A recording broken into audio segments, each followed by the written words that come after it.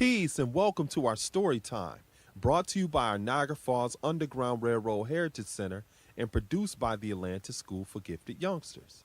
You know, kids, reading is very important because through books you can learn about yourself and the world around you. Through our story time, we're going to share with you some amazing books, and I know you're going to enjoy today's story. So grab your healthy snacks, sit on back, and enjoy today's story.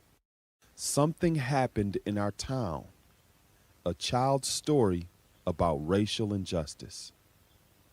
By Marianne Celano, Marietta Collins, and Ann Hazzard. Illustrated by Jennifer Zivoin. This story is read with permission by Imagination Press. Something bad happened in our town. The news was on the TV, the radio, and the internet.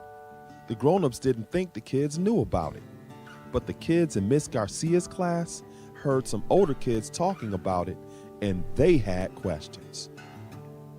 After school, Emma asked her mother, "Why did the police shoot that man?" "It was a mistake," said her mother. "I feel sorry for the man and his family." "Yes, the police thought he had a gun," said her father. "It wasn't a mistake," said her sister Liz. "The cops shot him because he was black." Emma was confused. "He is brown, not black," she said. "Some black people have dark brown skin and some have light brown skin," Emma's father explained. "Black usually means African American. Most of their ancestors were brought here from Africa as slaves." "I know what a slave is," said Emma. "That's when you have to do whatever the other person says." "Yes, slaves had to do whatever white people told them to do. Even after slavery ended, white people didn't let black people live where they wanted, go to school with white people, or vote." "Who are white people?" "White people came from places in Europe or Russia or other countries. We are white people, even though our skin is light tan."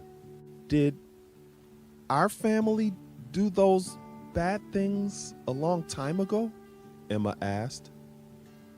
"Yes," answered her mother. "Back then, many white people thought that they were better than black people, even though it wasn't true." Liz added, "Some white people still think most black men and boys are dangerous, even though they're not." "Was the man that got shot dangerous?" asked Emma.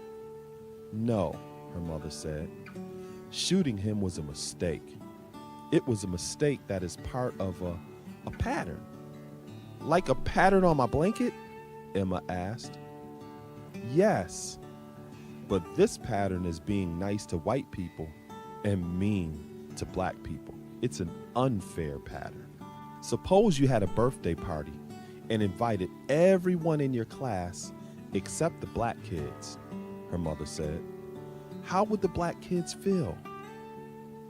"They would be sad," Emma said, "or mad. And you would be missing out because you never know who is going to be your best friend," said Liz. "And you can help others to be fair," said her mother. "Like telling Anna to stop teasing Ling about her name?"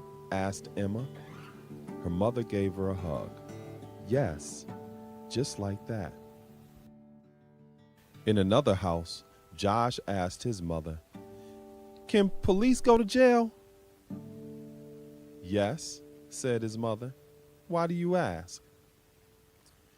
"That white policeman who shot the black man," said Josh.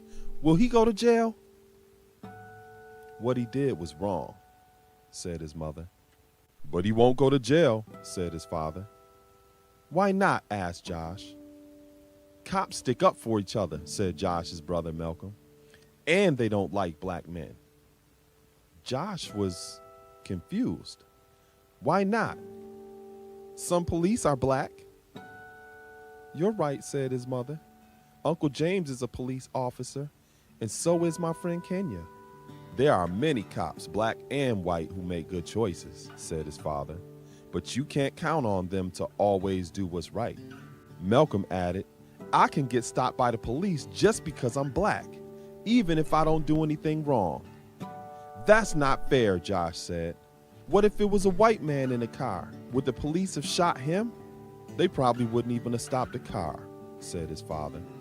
Sometimes white people are treated better than black people, said his mother.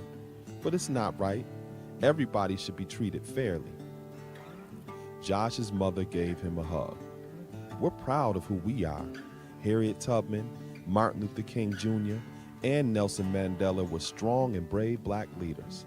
They showed us that we can stand up for our rights and set good examples for others. They were treated unfairly, but helped others learn to be more fair. Some people haven't learned, said his father angrily. Why are you mad? Asked Josh.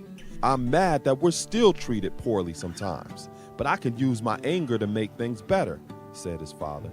Black people have a lot of power if we work together to make changes. I have power, Josh said, and I'm smart. His father smiled.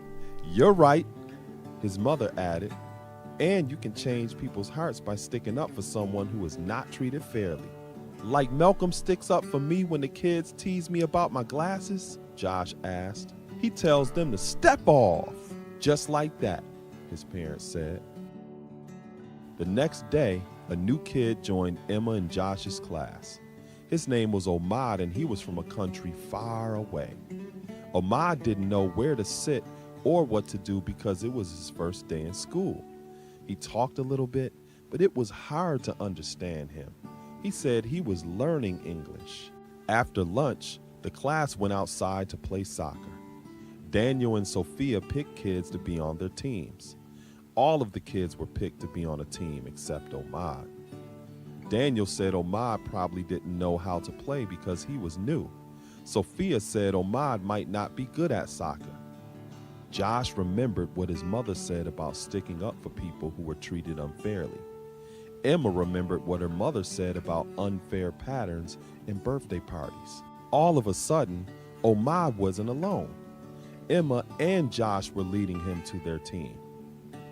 We have enough kids on our team, Daniel said. We don't need him. But Josh was ready. Step off, he said. He's playing. Yeah, said Emma. We don't want to miss out. And just like that, Emma and Josh gained a new friend and started a better pattern in their school.